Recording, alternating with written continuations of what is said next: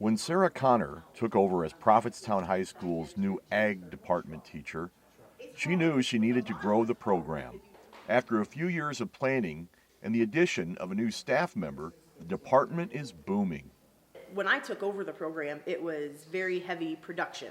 And so we were still training kids to go out and be farmers. And so when I took it over, that I have kids that are going to be production agriculture, but I have kids that are going to be really successful as salesmen, and I have kids that are going to be really successful in carpentry. There's 300 different career availabilities in agriculture.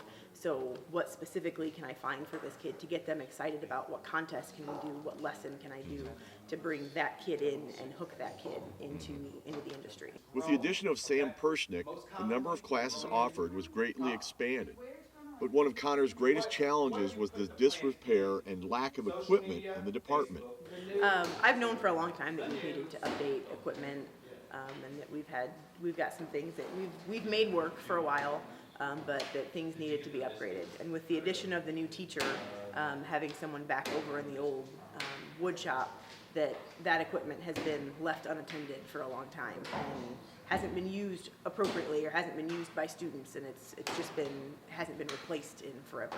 We have been using just such crappy tools for the last couple of years. I got told it's been worse than this, and I'm glad that we finally get these nice tools, and I'm going to be here another couple of years taking more classes, because I've tried drone. We don't have the proper square heads that we need for certain screws, and we're always constantly finding ones that are broken or messed up or have been stripped off. As is generally the case with education, funding is hard to come by. New equipment would cost thousands of dollars, and Connor was not sure where the funding would come from. Carrie Bauer actually contacted the school and said, "We heard you're looking for some money. We have, that's something that maybe the Education Foundation would help out with."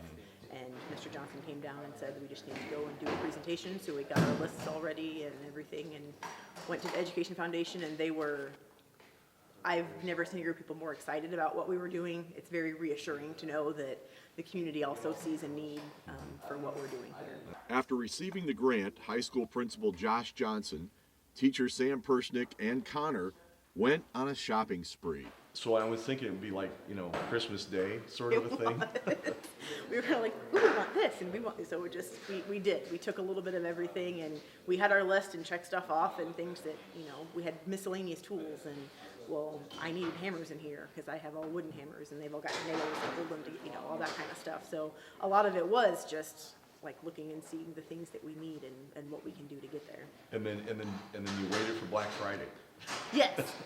It was kind of strategic. It was a day when the three of us were all available, and we knew we were going to get some good deals.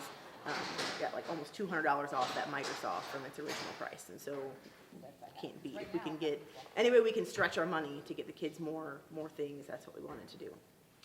Connor says the addition of the new equipment will create greater opportunities for all students.